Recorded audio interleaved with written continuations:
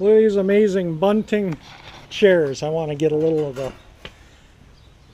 Bunting Glider Company, Philadelphia. So these are the same brand as the glider, so it's a matching set now, including the table.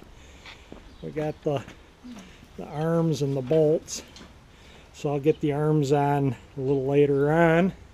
But these were the ones I picked up in the estate sale. I had them sandblasted and powder coated at S&S Stripping. They're on 16 Mile Road between Mountain and Van Dyke on the south side of 16 Mile Road off Metro Drive, I believe is the name of it.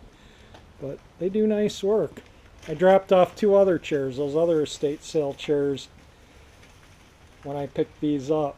And I'm having them done dark green with white arms, and I'll get some video of those when they're done. But they came out nice. So now you got a complete, Lynn has a complete set. Glider, chairs, and table. Looks good, doesn't it, Dad? Yeah, and how much are they worth? A fortune.